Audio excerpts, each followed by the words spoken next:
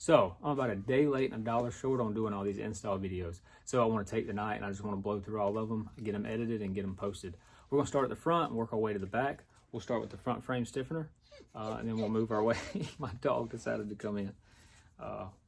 Boy, he is detention deprived. So, but we'll start with the front. We'll go from the front to the back. Let's jump up. We'll take a look at what you'll actually get in your package if you order one of these front frame stiffeners. And then we'll jump down here and we'll throw it on real fast, and then we'll move our stuff. So if you order one of these kits from us, this is basically what you'll get. Now all this will be powder coated. At the moment, we're not offering custom colors, but by the time you see this, we possibly could be offering custom colors again.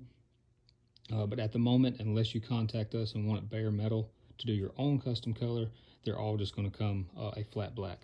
So you'll get this bottom base plate, and then you'll get these 4 extra little stiffeners. Those 2 have built-in diff braces, and obviously that connects to the diff too.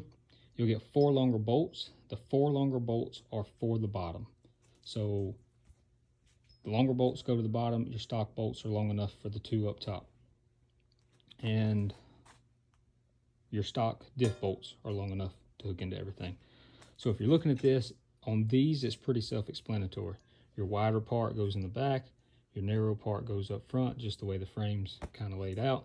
If you need an extra way of knowing which goes which, your pieces that are flush with the front go to the front. The pieces that have the excess go to the back. So let's jump down here. I'm gonna try to get the camera in the best possible view that I can get it in, so we can kind of capture everything and capture putting the diff braces on, and we'll throw it on real fast. So I'm gonna do my best to stay out of this video as much as possible. Hopefully that will allow the camera to capture enough that you'll be able to see exactly what you need to do to make this a nice, easy, clean install. And for the most part, there's not a whole lot to this. And the way that I'm going to show you how I do it is not the way you have to do it. If you see an easier way or something that you want to do first instead of last, by all means, if the end result is the same, go for it. The way I like to do it, start out with taking 3 diff bolts out. You'll have this top one, you'll have this one underneath your front bracket, and you'll have the one below that. Now, whoever I got this frame from, or whoever had it originally, thought it was a really cool idea to weld this bumper on, and I just haven't taken the time to cut it off. And the way I normally install these, that bumper gets in the way just a little bit. So you can work your way from the back to the front if you don't want to take your bumper off and try to work around it. But for the most part, you can get around it, and it's really not that hard. So we'll get your 3 diff bolts out, grab your bottom plate, bring it up front a little bit, work it towards the back. Take one of your bolts, and this is what you kind of have a problem with if you feed it in this way with your bumper. Now you can start at the back and work your way this way, putting these back supports in, and then coming in and putting this in so your bolts go in this way. I've done it this way since I've started building them, and it's just the way I do it. So wiggle that in there, get that pushed in there, get that pushed in there.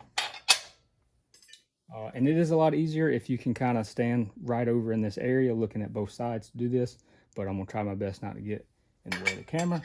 See if we can't feed the bolt in just to kind of hold it from flopping over. Go ahead and throw this bottom diff bolt in. Leave everything just finger tight at the moment. Wait till everything's on and then kind of snug it all up. So get that in. Then you'll take whatever I did with, I already got it laying up here. So this would be your back support. It goes here. Sometimes you do have to pull this bolt back a little bit because the way the frame is, it's got a little brace or something welded to it, and it can kind of catch right there. So you may have to pull this bolt back, get it in place, and then push your bolt forward.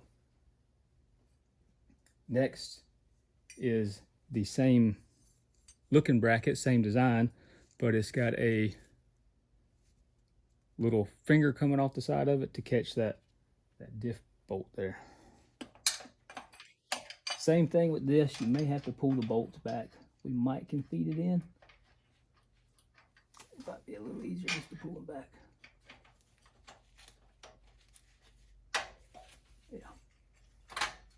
So it is a little easier if you just pull the bolts back a little bit and then shove them forward. And then this will go right there.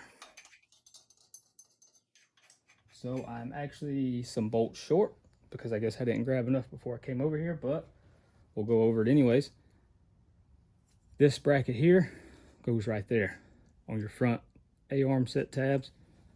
It's notched out to fit right up in between there. And your stock bolts are plenty long enough because there's not a brace in the front, and the same thing with the back one, it doesn't get one in the back because of the steering. So this one goes in the front, and then your last one has your last diff brace on it. It goes right here in the rear and ties right back into your diff, and that'll look like that. If you can see it. Oh, I'm sorry, there you go. If you can see it. That's pretty much it. Once you get all that done, these bolts are the exact same threads as the factory bolts, so your factory nuts go right back on there. That's pretty much it. Tighten it all down, however tight you like to do it. If you like torque specs, or if you just like to take the impact and give her some ugger-duggers and call her good, however you like to do it, torque her down and roll out. So that's pretty much it. I'm going to take a quick break, let my knees rest, and we're going to jump back here and do the rear real fast.